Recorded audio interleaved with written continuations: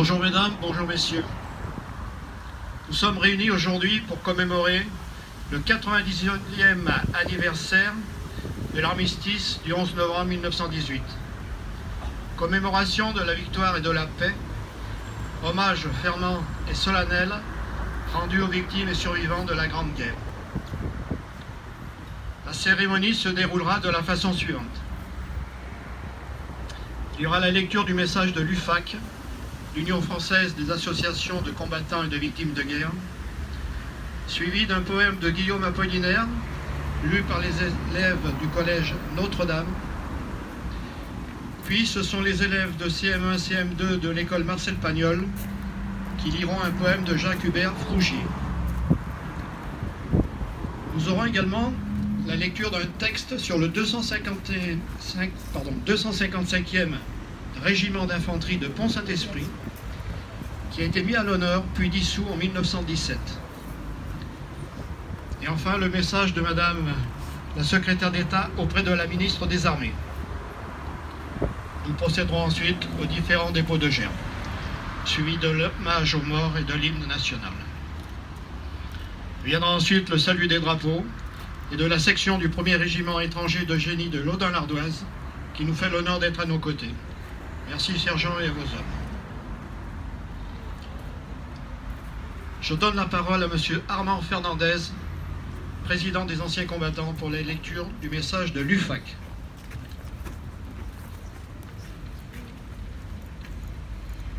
Message de l'Union française des associations d'anciens combattants. L'UFAC souhaite que ce message soit lu par une jeune fille ou un membre des anciens combattants. En ce jour, la France commémore le 99e anniversaire de l'armistice du 11 novembre 1918 qui mit fin à la terrible épreuve de la Première Guerre mondiale.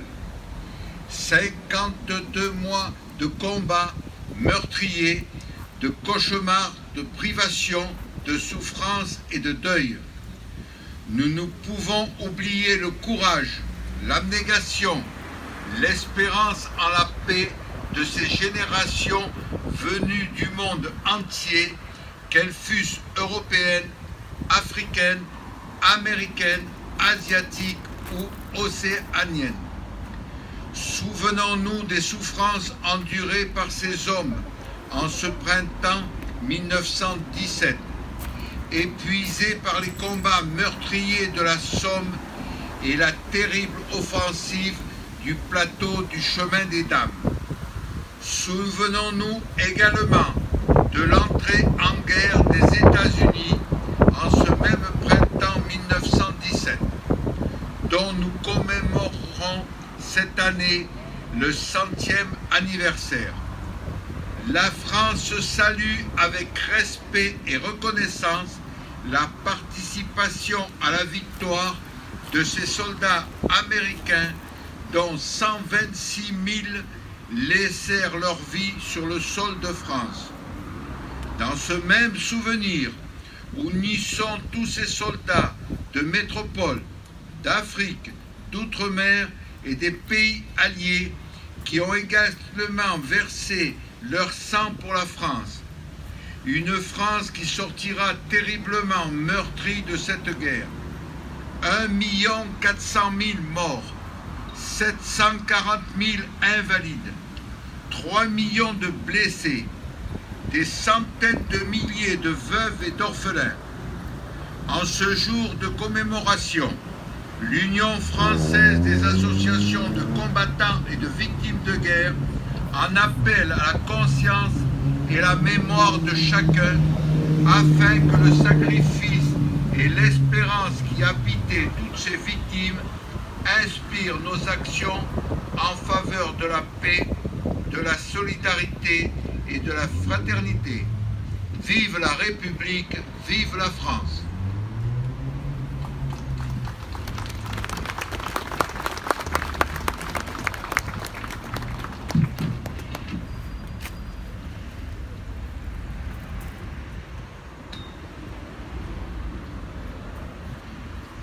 Je donne maintenant la parole aux élèves de 6e du collège Notre-Dame. Donc c'est Christophe, Éléonore, Jacques, Arena, Apolline et Loane, Inès et Elia.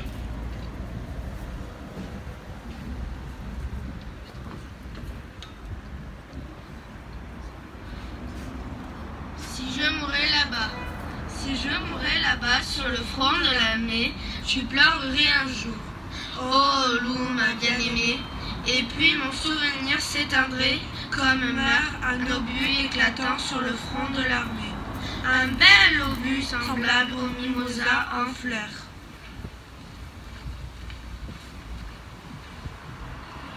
Et puis ce souvenir éclaté dans l'espace couvrirait de mon sang le monde tout entier. La mer, les monts, les vals et l'étoile qui passe. Les soleils merveilleux mûrissant dans l'espace, comme font les fruits d'or autour de Barachier.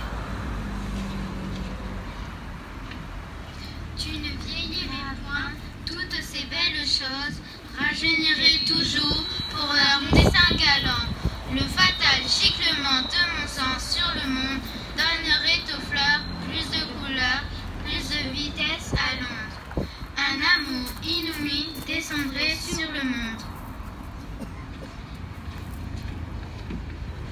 Loup, si je mourais là-bas, souvenir qu'on oublie, souviens-t'en quelquefois aux instants de folie, de jeunesse et d'amour et d'éclatante ardeur. Mon sang, c'est la fontaine ardente du bonheur. Et sois la plus heureuse, étant la plus jolie. Oh, mon unique amour et ma grande folie. 30 janvier 1915, Nîmes, Guillaume Apollinaire, poème Zalo.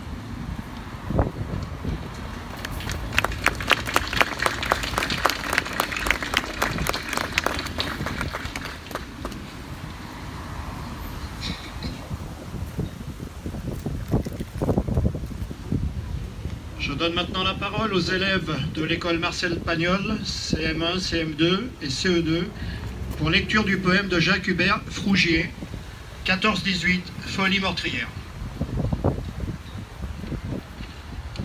Poème 14-18, Folie meurtrière de Jacques Hubert Frougier.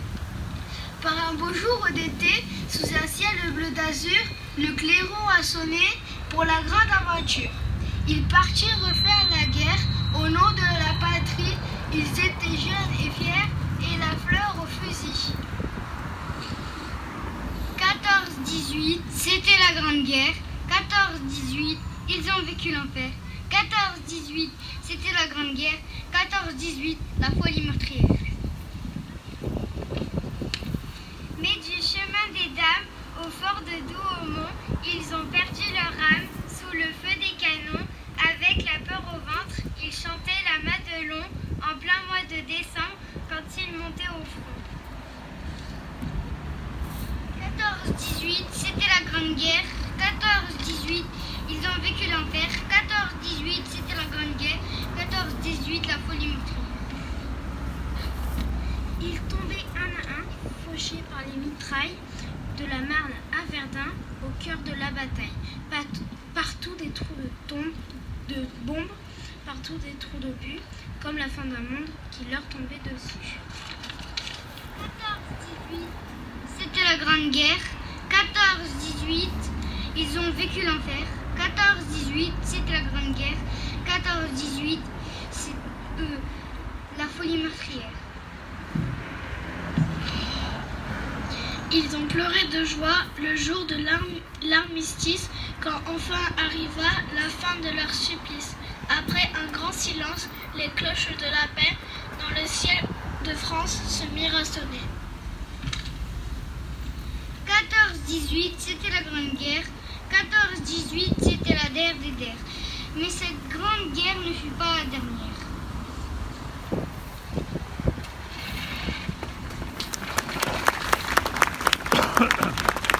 Je crois qu'on peut vraiment les applaudir. Il s'agissait d'Edine, d'Amine, d'Amy, de Raphaël, d'Elvine, qui vous ont donc raconté ce petit poème si poignant.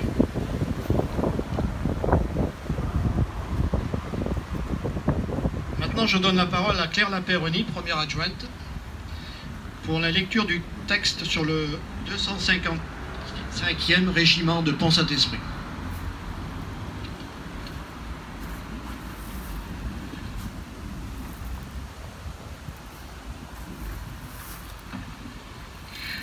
Bonjour à toutes et à tous. Je vais vous faire la lecture d'un texte que nous avons coécrit, Monsieur Grieux et moi-même. Monsieur Grieux est en charge des archives à la commune de Pont-Saint-Esprit.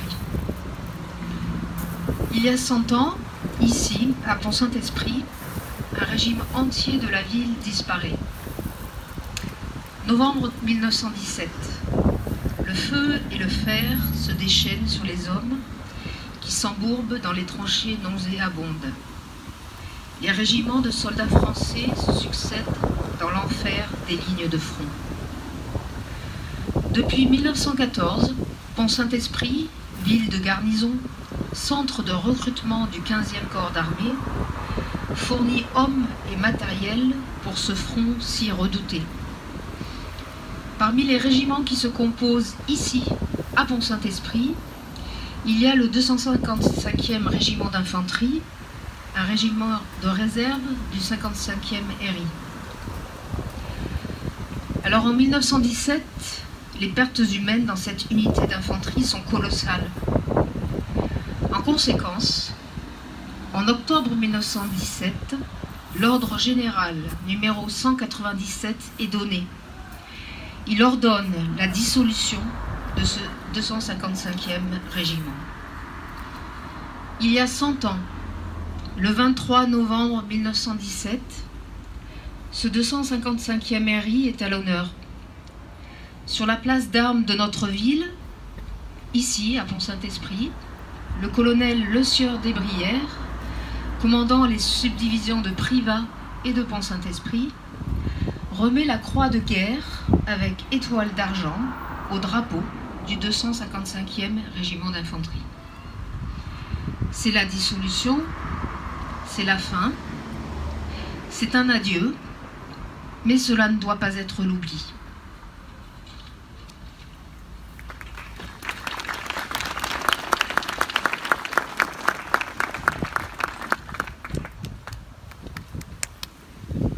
Je donne maintenant la parole à Monsieur Roger Castillon, maire de Pont-Saint-Esprit, pour la lecture du message de secrétaire d'État auprès de la ministre des Armées. Ouvrez le banc.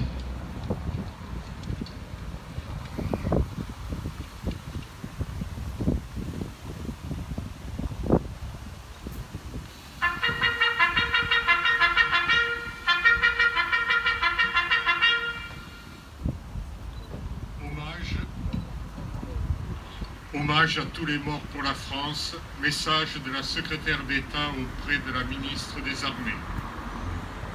99 années ont passé depuis cette fin de matinée où, ce 11 novembre 1918 à 11h, sur le front, les clairons ont surgi pour sonner le cessez-le-feu.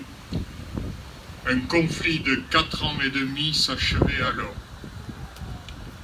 Si l'avant et l'arrière communient dans la fierté nationale, c'est aussi le temps du deuil qui commence, face aux pertes considérables, tant civiles que militaires. La Grande Guerre a profondément bouleversé les nations européennes, les équilibres mondiaux sont durablement modifiés. Cette année, nous célébrons plus particulièrement le centenaire de 1917. Après 3 ans de conflit, c'est l'année de la fatigue des peuples, mais aussi le tournant de la guerre. Sur le temps long, elle s'avère déterminante pour le XXe siècle. Ses conséquences se font encore sentir aujourd'hui. D'avril à octobre, le chemin des dames a rendu son terrible verdict. Cet échec sanglant affecte le moral des combattants et celui de l'arrière. L'armée française n'est pas seule à se sacrifier. Au prix de lourdes pertes, les Canadiens mènent l'offensive à Vimy, les Britanniques à Passchendaele, les Italiens sont vaincus à Caporetto. Les États-Unis rompent avec l'isolationnisme et s'engagent aux côtés de l'entente. L'arrivée progressive des soldats américains change le rapport de force et va contribuer à forger la victoire. La mondialisation du conflit s'est intensifiée. Traversée par 2 révolutions, la Russie connaît de profonds bouleversements et signe le 15 décembre un armistice avec l'Allemagne. Cette dernière va pouvoir en 1918 concentrer tous ses efforts sur le front occidental. Victimes indirectes de la guerre, des centaines de milliers d'enfants en portent les séquelles et se retrouvent orphelins. Ils grandiront seuls ou au sein de familles incomplètes, marquées à jamais par la perte. C'est pour leur permettre de vivre dignement que l'État crée le 27 juillet 1917 le statut de pupille de la nation. Destiné à l'origine aux orphelins de guerre, il est étendu aujourd'hui aux orphelins d'un parent tué en opération militaire extérieure lors d'un attentat terroriste. Le 16 novembre 1917, il y a presque 100 ans, au milieu de la tempête, Georges Clemenceau était appelé à former le gouvernement. Président du Conseil et ministre de la Guerre, à 76 ans, il appelle à la guerre intégrale et remobilise la nation et les armées avec l'obsession de mener la France à la victoire. En ce jour du 11 novembre, depuis la loi de 2012, nous rendons hommage à l'ensemble des morts pour la France, à ceux tombés lors de la Grande Guerre, lors de la Seconde Guerre mondiale, lors des guerres de décolonisation, à ceux tombés hier et aujourd'hui lors de nos opérations extérieures partout dans le monde. La nation, reconnaissante, rend hommage et perpétue l'indispensable mémoire. Geneviève Darrieussecq, secrétaire d'État auprès de la ministre des Armées.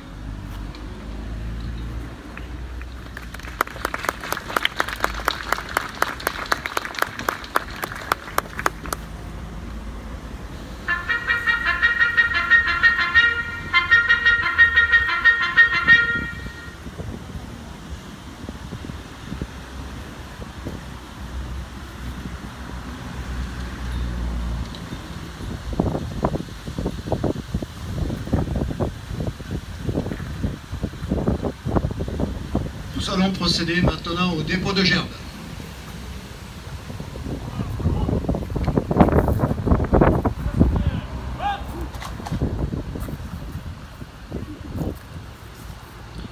La gerbe des anciens combattants sera déposée par messieurs Fernandez et Gourgeon.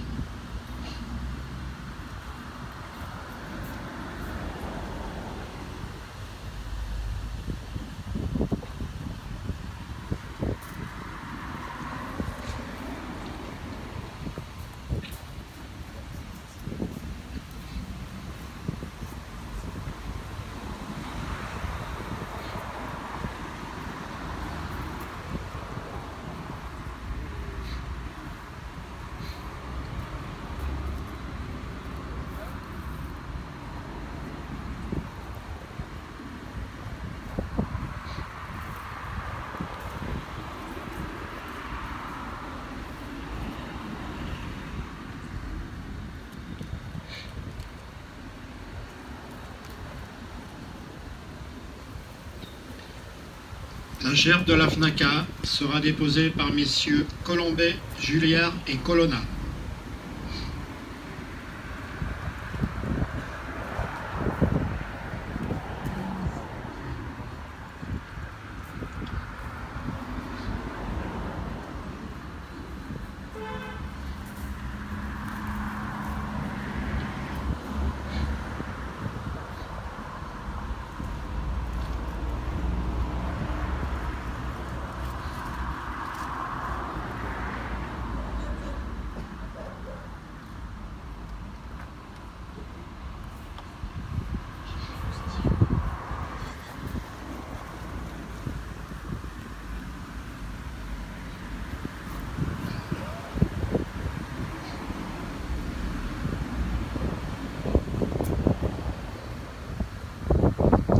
La gerbe du souvenir français sera déposée par M. Éric Grilleux, accompagné de jeunes en service civique.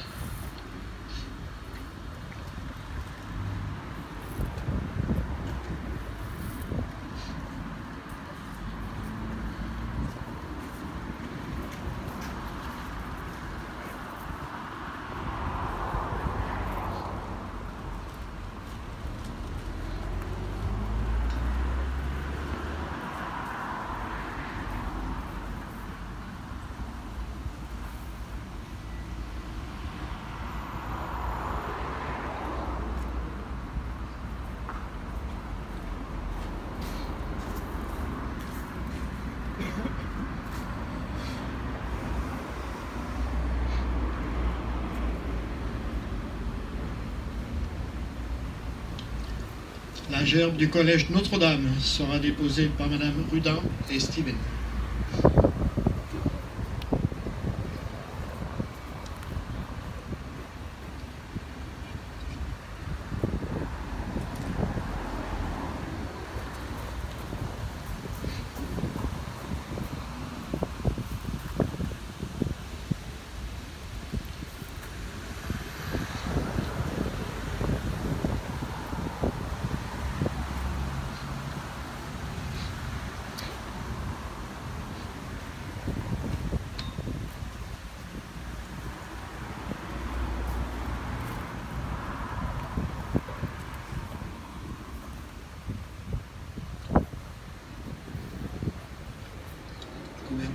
La gerbe du collège Georgeville sera déposée par Madame Goubert, principale adjointe.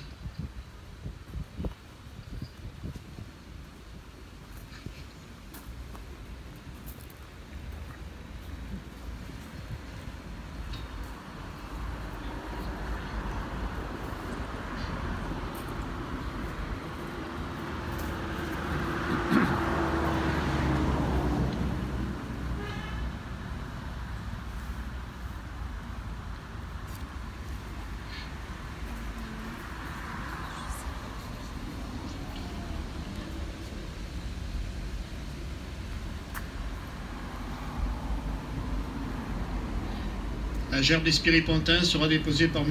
Roger Castillon, maire de Pont-Saint-Esprit, accompagné de jeunes du conseil municipal des jeunes.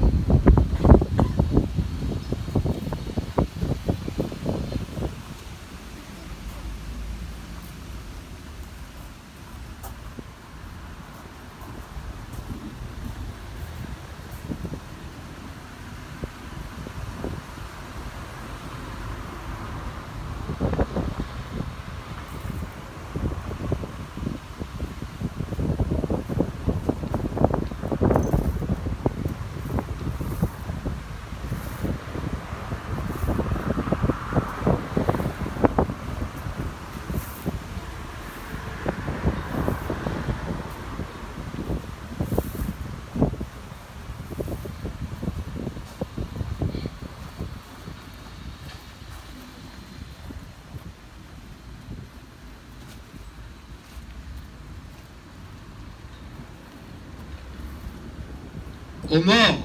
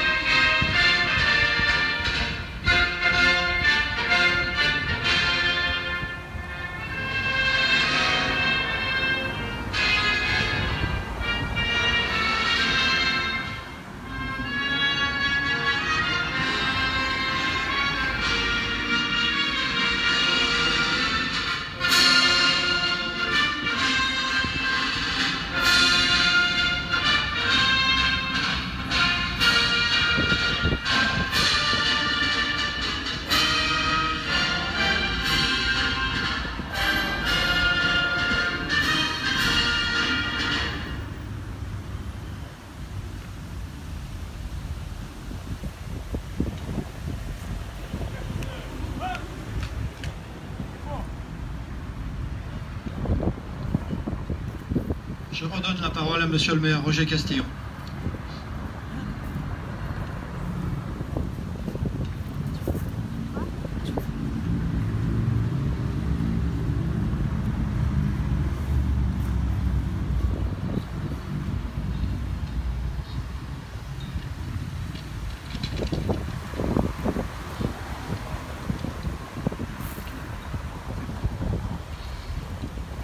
Je voudrais d'abord faire un remerciement global pour votre présence aussi nombreuse à cette cérémonie magnifiquement organisée et puis de façon plus particulière. Je voudrais remercier Madame Chapelier, notre députée, ainsi que son assistance parlementaire, Madame Gibelin. Je voudrais remercier bien sûr les porte-drapeaux et bien sûr aussi le piquet de la Légion pour leur présence toujours fidèle en ce qui concerne les porte-drapeaux et les piquets de la Légion, toujours volontaires quand on fait appel à eux pour venir à Pont-Saint-Esprit. Et d'ailleurs je vous inviterai à la fin de ces quelques propos à venir les saluer pour ceux qui le souhaitent. Je voudrais remercier toutes les associations culturelles et sportives qui sont présentes et qui sont représentées, les associations patriotiques bien sûr, ainsi que leurs présidents. Remercier Monsieur le curé qui est, je sais, parmi nous, je ne le vois pas, mais enfin je sais qu'il est là. Je voudrais remercier toutes les autorités civiles et militaires. Et au-delà du piquet lui-même, remercier le 1er régiment d'étrangers de génie de l'Audun-l'Ardoise qui a justement permis que cette délégation soit présente. Remercier les représentants de la gendarmerie, les représentants des sapeurs-pompiers, avec une mention spéciale pour les jeunes, les cadets des sapeurs-pompiers qui ont participé au défilé et qui sont aussi présents à côté des élus ici. Remercier bien sûr tous les élèves et professeurs du collège Notre-Dame, du collège Georgeville, tous les élèves et professeurs de l'école Marcel Pagnol qui ont participé activement à cette cérémonie. Remercier les jeunes spiripontains qui sont en service civique et que vous avez eu l'occasion de voir tout à l'heure. Remercier bien sûr les élus, j'aurais dû le faire plus tôt, mais donc je ne vous ai quand même pas oublié les élus élus par toute la population, mais aussi les élus du conseil municipal des jeunes qui ont déposé la gerbe avec moi tout à l'heure, et puis vous renouveler à toutes et à tous mes remerciements pour votre présence si nombreuse.